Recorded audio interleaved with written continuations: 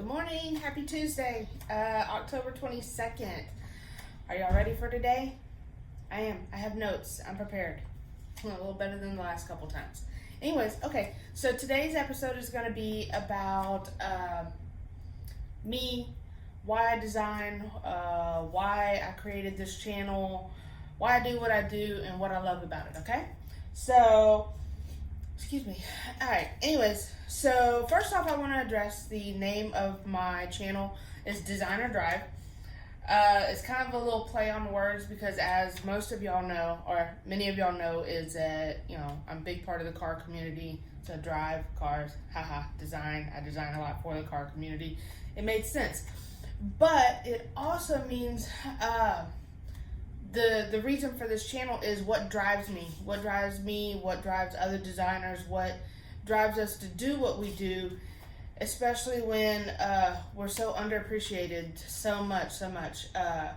But yeah, so that's the purpose of the name of the show is Designer Drive, because I'm going to talk about anything from cars to design, what I like to drive, what drives me, what drives my business. Man, I'm full of air today. All right. So that's Designer Drive. So that pretty much leaves it open for me to discuss all kinds of things. So what drives me? My community of friends and family that have supported me from day one. My kids, my family, the car community, obviously, and then just everything in life. Art, music, people, helping people. What else do I love about it? Coming in every day and knowing that I have something to do, even if it's a small task, even if it's something small to help somebody. Knowing that when I get behind my desk and I pull up my Pandora, I gotta have music going every day. I'm a music buff. I pull up my Pandora, I pull up Facebook, and whether I get immediately to making decals, shirt designs, sign designs, or I just spend all day marketing my business. Either way, I'm happy. I love what I do, so that drives me. And I try to find different things all the time. You can't see it, but my bookshelf full of books, man. I love reading stories. My most recent story is about Mr. Knight, the owner of Nike. Amazing, I think I touched on this last video. Amazing story about him. Stuff like that drives me. Reading about people that are, in our eyes today, big multi-million-dollar success stories, but reading about how they struggled. I mean, Nike struggled for the first 10 years of being a shoe company. It wasn't even named Nike in the very beginning. It was named Blue Ribbon, but knowing that these big people that we see in the eyes of today as like these multi-millionaire people, they started out just like us. They struggled. They paid Peter, stole from Peter to pay Paul, for years before we even knew who they were. Okay? So that's what drives me. All kinds of aspects, and whatever you do, find something that drives you. Find something that actually makes you happy to get up in the morning and do what you do. If you can't find that something, and if you're not happy doing what you're doing, I highly suggest you make a plan to change what you do. If you're not sure what your passion is, if you're not sure what you're good at, it's a little hidden talent of mine that I'm really good at helping people with that. So come see me. If you're local, come see me. If you're not local, email me. 914graphics, GRAFIX, @gmail.com. I'll be happy to, I'll discuss it with you. I'll help you. I love talking passion. All right. So next is why am I a designer? So as discussed before, I've been creative since I was little. My mom was creative. My grandma was creative. Great grandmother. It trickled down. We're just creative people. So there's a difference between being crafty and artsy and what I do. Yes, I went through the stages of the scrapbooking, painting, pottery, jewelry making, you name it, I've tried it. In fact, back in 2009, 2010. Honestly, I contribute this as one of the things that really pushes me to work hard today. Is I went through probably between the years of like 2007, 2008, 2009. I was bouncing between jobs, whatever. I would stayed at home with the kids for a while. And I'm just not that type of person to sit still, right? So I constantly found things that I wanted to do with my time. And I always thought everything could be a business, everything. So I did everything from bling out t-shirts to making jewelry to scrapbooking to, I mean, there's so much. Like, pretty much I tried everything in Hobby Lobby, okay? And I created so many different business names. I remember Gifted Ideas by Anna, Rebel Designs by Anna. I've been there. I've done that. I've done all the weird. I mean, if it was a trend, I tried it. Okay, and I remember promoting everything I did every time on one of the car forums I was on, the Trailblazer one. And I remember being picked on so badly about, oh, here's another idea from Anna. What's she selling today? And it really hurt. But I tell you what, once I decided what I am doing, and I took it seriously, like this is legit what I mean, obviously now it's what I do. But at the time, you know, it hurt, because it was like, man, why are you picking on me trying to, one, do my hustle, two, I'm trying to create something. I'm trying to make money for my family or whatever, you know? But it's those voices that stick in the back of my head. So every time I do something now as a designer, and those voices pop up, is this something I could be made fun of? Is this something that's going to make me look like an idiot? So everything I do and everything that I put out there, one, I either decide, all right, you're either going to have a tough skin and tough it out until you perfect this, or keep this shit to yourself until you know that it's going to be a success. Okay? So, big part of that was actually growing thick skin. Because not everything I've done since I've become a designer is amazing. I mean, really, I look back on my first projects that I did, say, in school, and some of them I'm still like, wow, I'm still impressed by it. I'm pretty, yeah, okay, that turned out pretty good. I have some of them printed and hanging, you know, but then there's some of it that I look at and go, oh shit, I'm never sharing that. Or the reality is I do share it. I do share it because I want people to realize everybody starts somewhere, you know. I have things that I make enough money to pay the rent in one project. And then I have things that I do still today that I give away. Because one, either I'm not that proud of it, but the person likes it, you know, or it's trial and error. There's a lot of that. There always will be a lot of that. Because here's the thing about design, and in pretty much any other career that you could possibly be in, is that if you're not evolving and changing, you're not getting better. If you're not getting better, you're going to eventually fizzle out. Okay? So if you can't look back and see your progression of improvement, you're going stale. If you're going stale, you're going to eventually become irrelevant. And if you own your own business like me, that is a death sentence. And that's something that I can't afford to do, and I refuse to do. So honestly, it's not in my being to be that type of person, to not constantly progress. Do I progress in every angle that I wish I could? No, I don't. I used to be like top-notch bitch on technology. Now, I need to recruit my kids sometimes to figure out how to work certain things. So yeah, but I'm trying. You know, I try. There's a lot of things that you just gotta step out of your comfort zone and learn new things, and doing what I can with it. Okay, so y'all need to also. All right, so what do I love about designing? All right, so a designer. Let's start here. A good designer, and I like to consider myself good. Our job it's a mixture of, we make things pretty, We solve problems. We help business owners and whoever else our clientele is. How I like to sum it up to people is I want to be the go-to person for you to say, I'm starting a business, I don't know where to start. And that's my job to go, I got you, sit down. Let's discuss the key things that you need to do, like let's design your logo, let's create, let's talk about what your brand is, who you are, who your business stands for, who you stand for, what you stand for. Let's grow from there. And then we'll discuss, your social media. Let's discuss your website. Let's discuss, do you have a decal on the back of your car? Do you want a decal on? Does that fit your brand? It may not. Let's get some business cards for you to hand out. Let's, whatever fits the market and the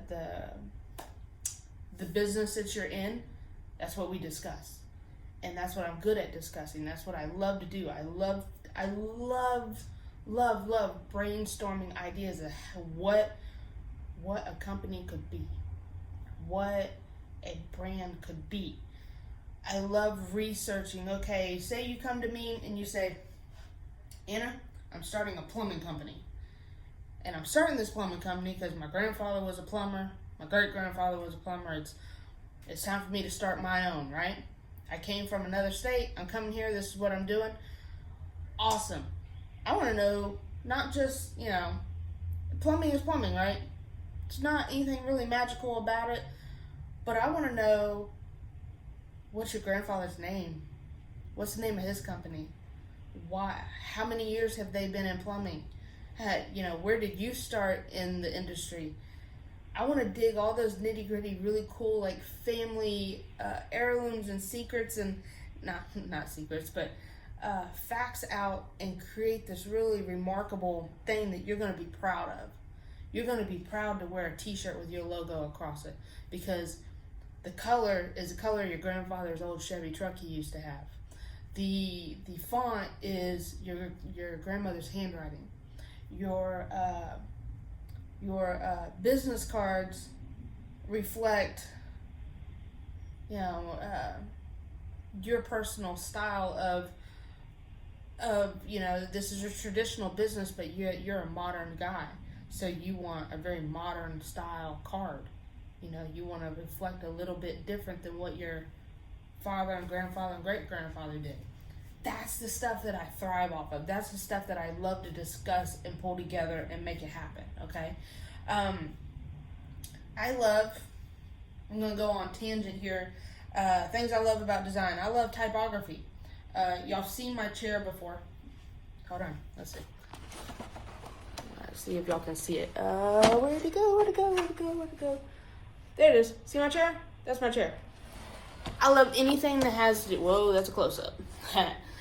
I love anything that has to do with letters, logos, hand-created fonts. It's something that one day I want to tackle and master, but every attempt I've made so far is a complete fail. So, but it's something I will work on. Anyways, I love typography. I love design history. I love going to new cities. You look at the same shit here all the time. But I love going to new cities and looking at old signs, and I love t-shirt designs. Cool t-shirt designs, right? I design shirts all the time. But the level of artistry that I'm intrigued by and where I'm at don't exactly match yet. It's something that I'm trying to master, and it's a style that I'm trying to learn. But I love logo history. I have a poster over here. I'm not going to turn this around again because that was crazy. Y'all have seen it in other videos though.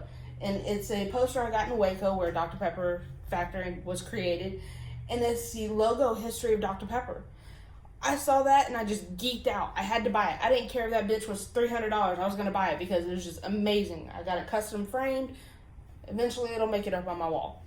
I love graphic tees. Like I said, I love t-shirt designs. I will never look like a professional all the time because I just love t-shirts so much. I geek out if I see a t-shirt with a really badass design on it. I kind of gotta have it. I don't care what it is. I let's see, what else? Colors. I love colors. Which is hilarious because if y'all have noticed in any of my videos, most of the time I'm wearing gray, black, or white. I think because in my life, I'm so overwhelmed with how much I love color and how much color just really fucking intrigues me that I can't decide on a color to wear. So I go to black and white and gray. That's what I'm comfortable in. Colors can be around me. They just normally aren't always on me. Unless, of course, tattoos. Yeah, that's the only color I wear on an everyday basis. All right. Let's see. What else do I love? I love researching. I love researching ideas for logos. I love researching ideas for marketing. I love, it just, what I love about what I do is pretty much the constant job of researching, creating, developing ideas. I am an idea factory. I've said it for many years that if I could bottle up ideas and sell them, I would be a multimillionaire at this point. But I can't. I've tried. It doesn't really work. I run a million different pages on Facebook for either car communities or women, support groups. I'm in so many groups. I can't express how much I wish that I had the time to dedicate to all the ideas that I have created. One of my lead ideas is, it's called Faster. Look it up on Facebook, FASTHER. It is a car group for women. I have a public page that's open for women and men, and then I have a private page that's women only. Not to mention a bunch of local pages like Faster in Houston, Faster in Dallas, Faster in San Antonio, Yeah, I created all these gung-ho, I still, I'm really proud of that group, and I'm really proud of the page. It's one of the biggest pages online that has to do with women in cars. But honestly, I haven't had time to dedicate to it.